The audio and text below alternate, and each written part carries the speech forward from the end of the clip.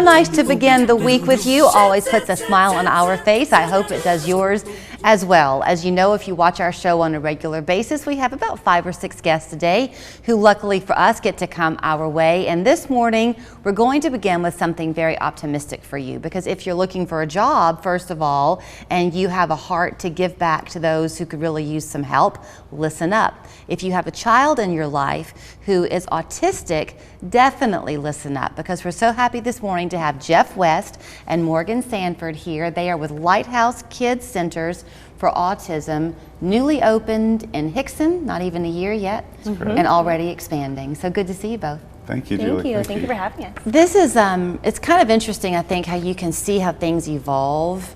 And you, Jeff, have seen this, and certainly you have too, Morgan, that the acceptance, if you will, of the need to help children with autism in all the ways that they need it is now just something we all understand, but once upon a time we really didn't. Is that fair to say? That's very true. And that's some of the biggest things that we try to instill is teaching autonomy to these children and giving them the best life that they can have and giving them a voice and listening to that voice. So okay, we can jump around in a lot of different ways, but first of all, let's set the stage for what you do at Lighthouse Center, because it's a little bit different. Sure. You want to start, Jeff? Sure. So we have one-on-one therapy provided by registered behavioral therapists, supervised by BCBAs who are master's degrees, like Morgan, and all supervised by Morgan, our chief clinical officer. So she can tell exactly what they do one-on-one. But we open these centers to help kids, and that 1 in 44 are born on the spectrum. And the need way outweighs the ability and the availability for services in all communities. I think I'm glad that he used the phrase "on the spectrum," because it is just that, Morgan. It is a spectrum. It's a spectrum. Everyone is different. And I think that people who don't live in that world have an idea of what autism looks like. And so if you have a child, even who has, I'm going to maybe say this the wrong way, a mild case, that might be the wrong way to say it, they might not realize even still what that child struggles through. But you do at Lighthouse. Yes. So at least what we hope to. So the one-on-one, is that part of what differentiates you? I think so.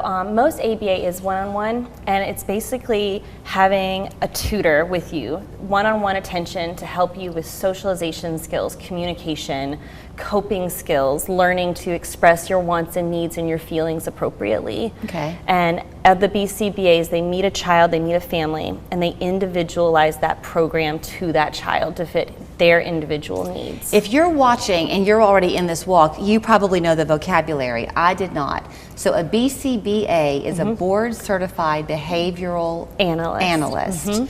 So if typically you see children 2 to 12. Typically. If your child is in school, he or she can come after school. You have a program.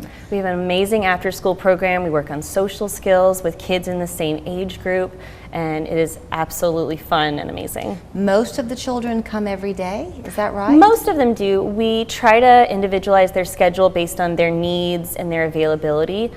So we really have to look at the needs of the family. Is structure for a child with autism really comforting? It's very important for them, yes. Consistency, structure, that's something that we like to provide and help the families with. So I don't know what it is like often for families who are in this situation. I would think that there are some expenses that can get pretty hefty. The fact that y'all are covered by insurance is great. We do. Even the Medicaid insurances cover all the therapy. And Tennessee was the last state to cover it. So that's one reason the resources are so lacking here in the state. And one of the reasons we've been expanding to Knoxville and Columbia and Ottawa this summer, so to provide those resources for more kids. So y'all wanted me to mention that you're hiring.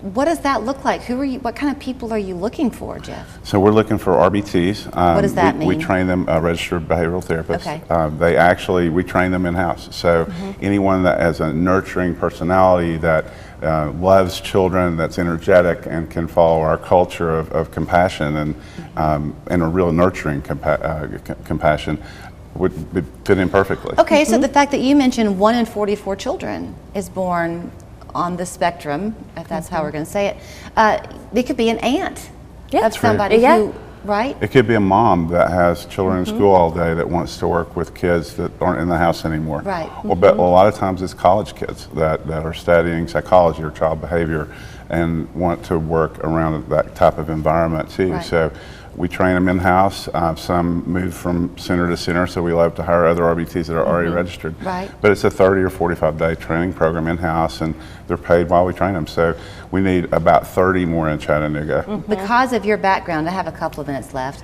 but because of your background, I mean, I'm sure you're seeing children with different needs every time they walk in the door. Yes. And I'm guessing that there are some that walk in the door who other folks maybe have said, there's just nothing more we can do. You don't see it that way. We don't see it that way at all. Every child, it can be reached in a nurturing, loving way. You just have to meet them on their level and figure out what those needs are and what they're trying to tell you and communicate to you.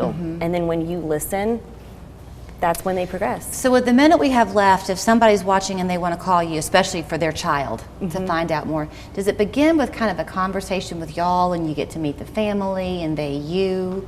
How does it start? Often it actually begins with their pediatrician. Okay. That's where you might start the process of learning that your child may have autism.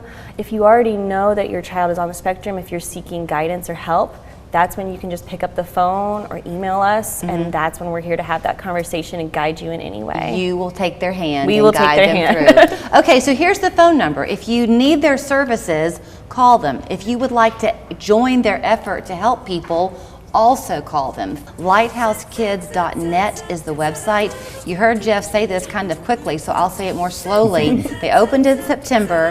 Hickson is the current location, but this summer they're opening up in Ottawa That's correct. and other places across Tennessee. Columbia, correct. Knoxville. Okay, so get in while you can. Thank you both. Thanks for you. having us Thank very you. much.